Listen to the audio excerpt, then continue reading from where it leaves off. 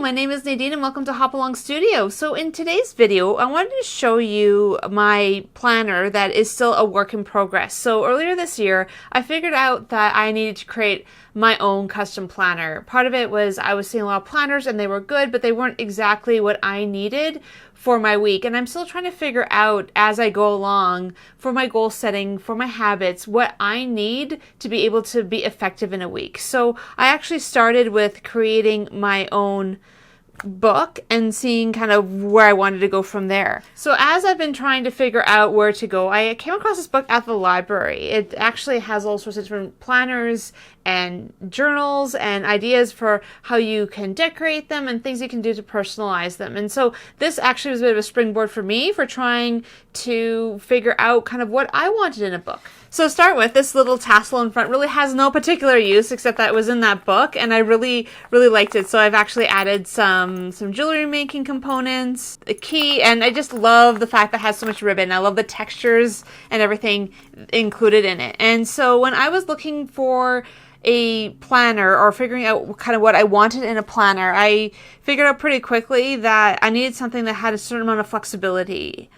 And this particular system works really well for me. And if you haven't heard of the disc binding system, this is a really excellent thing. So to actually look at it, they're actually discs that you put paper in and around, and they will actually you are actually able to move pieces in and out of place in this one. And that for me was really important because there's sometimes I have things I don't necessarily want to write down all over again, and so instead I decided to choose something that I could actually easily move the papers around without wrecking them, without having to try to find a different way to put them back in again. So this particular cover was something that I have actually made from scratch, and I think I will do another video if there's interest in future weeks on how I actually made this cover. You can get faux journal covers that use the disc system. You can get acrylic ones. There's a lot of stuff out there, but I wanted to use the materials that I have and do something completely custom. So I will show this in another video. This is basically using some Dina Wakley, I think it's called media board, and some acrylic that I got actually from a train making store, which was like the brilliant idea of my husband, and actually sandwiched it in between the board and a back cover. And so this back cover is actually one of my favorite quotes from Brene Brown that I wanted to always have on mind when I'm working. That do not live in foreboding joy, but live in gratitude. So I'm to always be grateful instead of not feeling like you can have joy. And so part of my planners, I wanted to do some things like add some of my favorite pictures. This is me in Banff National Park, which is unfortunately closed because of the pandemic right now. And I'm just throwing in some photographs and some different things to kind of help me along. And this happened to be the back page of my goal setting anyways, so I had a space, so I wanted to make sure I used it. And if you haven't seen my article on goal setting or my videos on goal setting, for this year, I actually created this goal setting template, which helps you kind of come up with a SMART goal, some action steps required, why your goal is important, and then your findings every quarter as you are trying to figure out how you're going to make sure this goal is something that you do throughout the year. So have outcomes that are measurable, and then unexpected outcomes, and then really at the end of the year, did I complete the goal and what would I do differently next time? And so this is available for you for free on my website. I actually provide it in an 8x10 version because I know not everyone has a disc system or has a smaller planner. So I want to do something that would be easy to put into a binder or folder and make it a little bit easier for you to be able to use it for yourself. And so I actually have my second goal, my third goal, my fourth goal, my fifth goal, and my sixth goal. And so these ranged from things for my website and my YouTube channel to exercise goals to art goals to some of my personal goals, which books I was going to read for the year.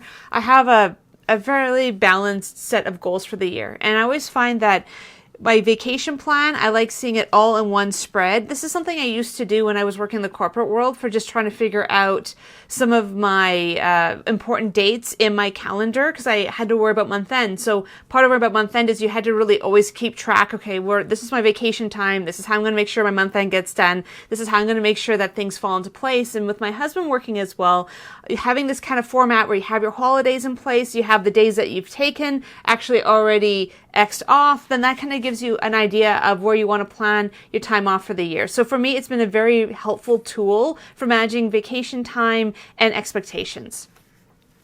And so one of the things I wanted to show you was my habit tracker for 2020. So this is the one that I have included with my article this week that should be able to help you work towards tracking those habits. And most of my habits, I do want to try to do them every day. A lot of them don't happen every day. It can be hard to have 6 habits that you do every single day. It's not easy. So for example, like I'm a person of faith, so I want to spend time reading the Bible with my husband, doing some Bible art journaling, spending some time in a devotion. So this is kind of how I've been doing for the year. I have my exercise, which is not doing so hot. Again, I didn't start developing this until February, so there's a reason why January isn't looking so great.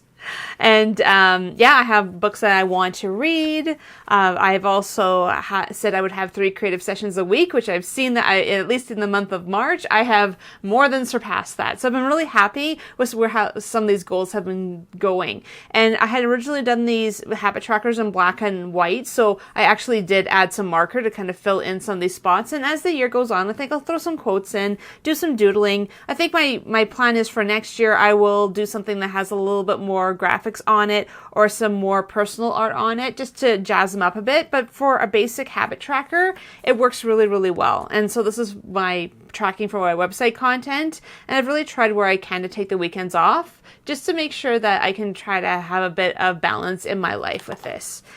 And then this is basically I had a blank page and I was thinking about one of our vacations that my husband and I went on together, and we loved doing photography, and he had pulled out his medium format film camera, and we had the perfect light one afternoon on the beach. So this reminds me of great times and great times together. And on this sheet, I decided to include some of the activities I wanted to do with my husband for the year. And then I've also left a couple pages blank just so that I can add some notes, some stickies, some more pressing things I want to keep on mind. And then basically the disc system, you can get these at Staples. They come with these, you can get these little folders, and they have little pockets on either side. And I have in this, because I always seem to lose it, is my color wheel and my date tracker. I got this when I was working for Worley Parsons, and I don't know what I would do if I lost it, because if you're trying to choose find seeds and you're trying to figure out how many weeks until that you can put them outside and how much time you need to harden them off, like all sorts of things. This thing is amazing. I used to use it when I used to do scheduling. It's fantastic, and I don't even know if I could actually replace it now. And so I had a blank page. So again, another photo of my husband and I on vacation. And then this is basically when I started doing this planner, I wanted to have a tab in here so I could quickly reference each month.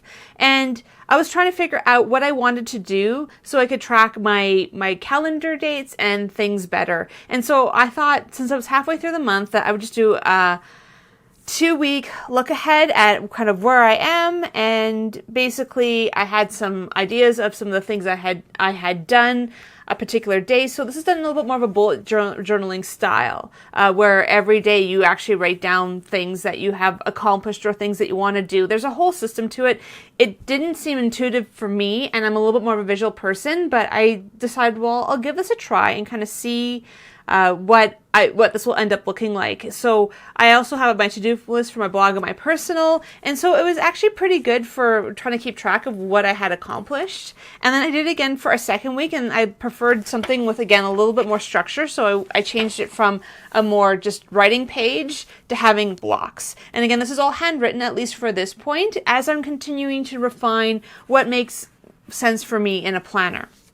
And then I have a March to-do list, and I had a March calendar. And so these were overall goals that I wanted to try to accomplish in this particular month. A lot of them didn't get done, partially because of COVID-19, partially because I'm always a little overly optimistic. But it's really great for me to be able to look at a couple high-level things I want to try to accomplish in a month and the monthly calendar. And it's really great just to be able to see, because I'm a very visual person, just how much time that I do have. Because I do enjoy the vacation tracker that shows your entire year, but I do need a little bit more specifics in the particular month. And this is stuff I also do have in my phone calendar, but I don't really find my phone as a digital tool. I like the visual, so this works a little bit better for me. And again, throwing my tabs in where I can to make sure that I can easily reference the month. And this whole planner was made with paper, just scrapbooking paper that I've had for years. I no longer really scrapbook all that much, so I decided I would use some of these papers and repurpose them for other things. It's great paper. The only problem I'm running into is I did choose papers that were maybe a little bit bright and a little bit lacking in contrast. But I think in the future I do need to either come up with a pattern that I like or paper that's a little bit more toned down so I can actually see what I'm doing a little bit better. But again, this isn't too bad. So I continued with this type of format for a little bit longer, a few more weeks, and it was working okay. I had my blog, my personal, my self-care, and my week. So when I was working in the work world, I found that I had a lot of meetings, and I often didn't have time to really do a lot of the work that I needed to do to manage the projects that I had to manage. So I would actually write everything out in my physical calendar, even though I did have electronically, just to make sure that I would be able to start scheduling in work time and putting in gaps so I could have the meetings and the conversations that I needed to.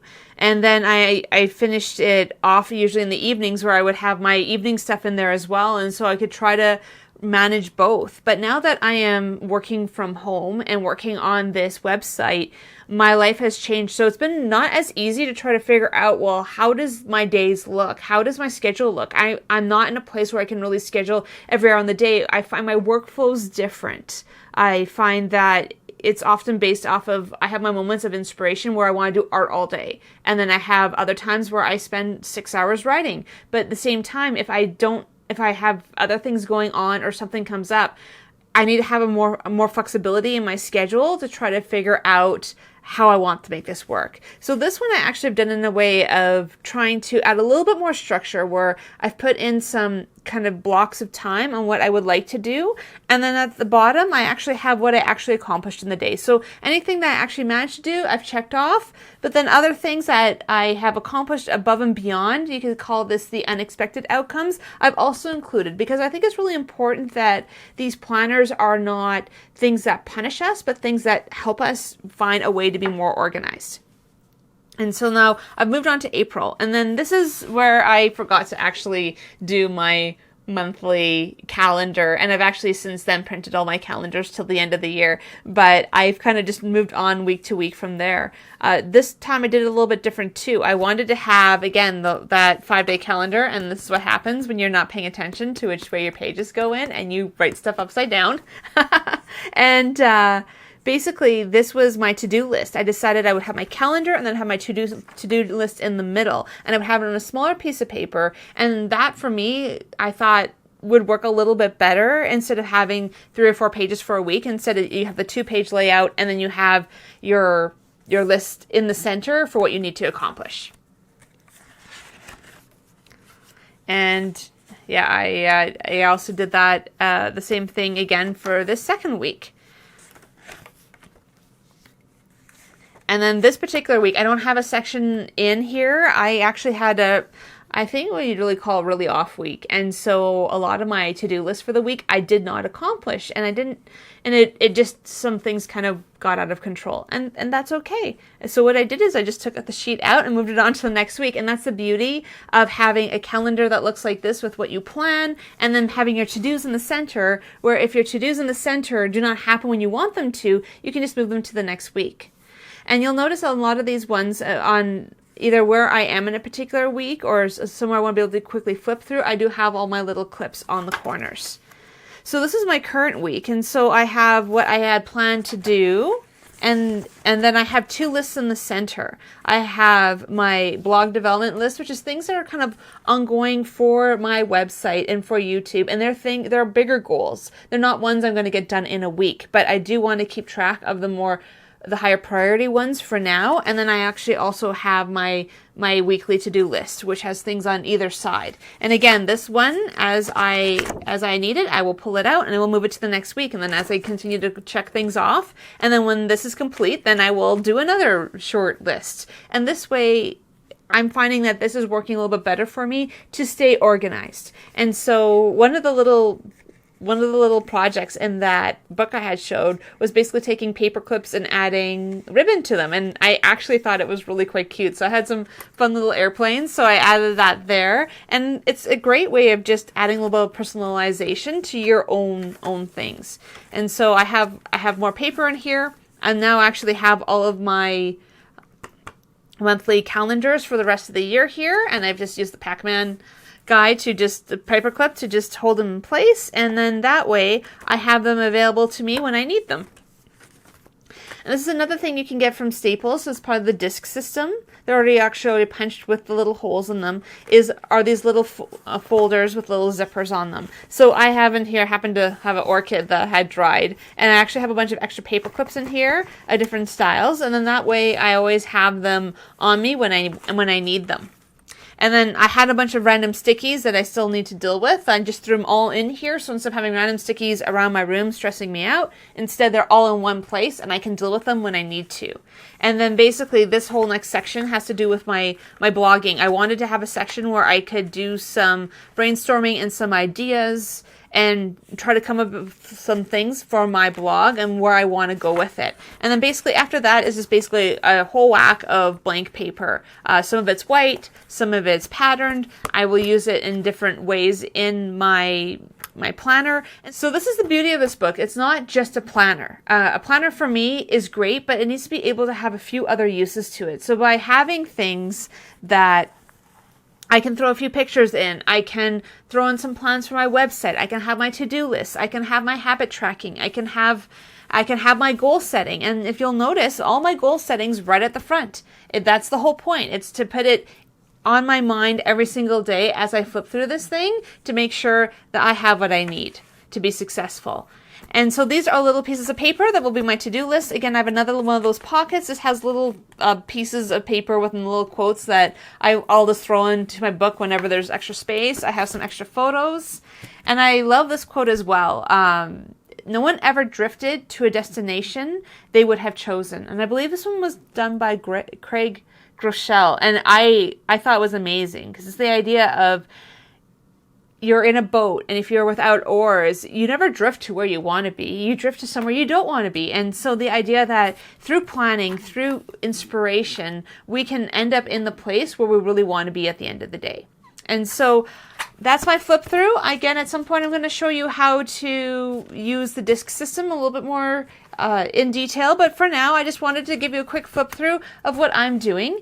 So if you are interested in either the goal setting sheets or the habit tracker sheets, they are actually available in an 8x10 version on my site. So feel free to check that out. It's in the link below. And hopefully this will be something that you will really find useful as you've been trying to work through your own planning for the year. I hope that you've enjoyed this video. If you have, if you could like it, subscribe to my channel, and click the notification button so you don't miss out on any other videos. If you are interested in my habit tracker sheets, they are available at my website, hopalongstudio.com, as well as other creative inspiration for you.